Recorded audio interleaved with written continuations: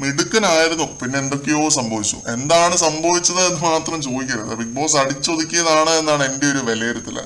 വയൽക്കാടുകളില് ഏറ്റവും അഴിഞ്ഞാടാൻ വിടേണ്ടിയിരുന്ന രണ്ടുപേരായിരുന്നു സിബിൻ ആൻഡ് അഭിഷേക്. വന്ന ആഴ്ച തന്നെ യെല്ലോ കാർഡ് അടിച്ചു കൊടുത്തൊന്ന് പേടിപ്പിച്ചു അഭിഷേകിനെ.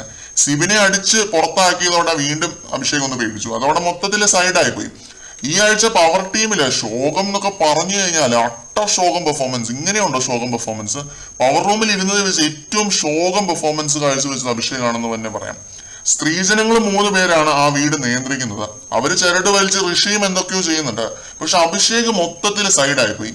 പവർ റൂമിലെ ആ ഒരു ലോട്ടസ് ബെഡില് കൺഫ്യൂഷൻ അടിച്ചിരുന്ന നിരാശനായിട്ട് അഭിഷേക് കിടക്കുന്നത് കണ്ടപ്പോ സത്യം പറഞ്ഞാൽ എനിക്ക് പുള്ളിയോട് ഒരു സഹതാപമൊക്കെ തോന്നി. കാരണം അഭിഷേക് മനഃപൂർവ്വം സൈഡ് ആയതല്ല.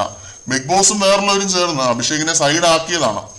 ഇപ്പം പവർ റൂമിൽ കയറിയിട്ടും അതേ രീതിയിൽ ഒരു ഇമ്പാക്റ്റും ഉണ്ടാക്കാതെ അഭിഷേക് ശ്രീകുമാർ തുടർന്നുകൊണ്ടിരിക്കുകയാണ്.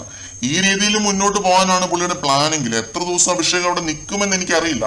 അത്രയും വെടി തീർന്ന അവസ്ഥയിലാണ് പുള്ളിയുടെ.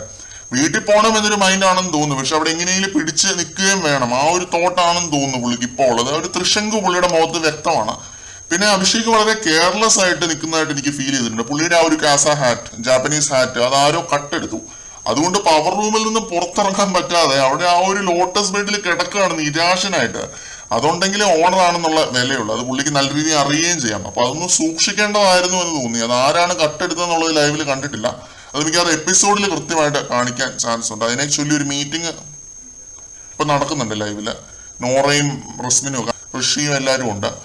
കൂടുതൽ അപ്ഡേറ്റുകളുമായിട്ട് വീണ്ടും കാണാം.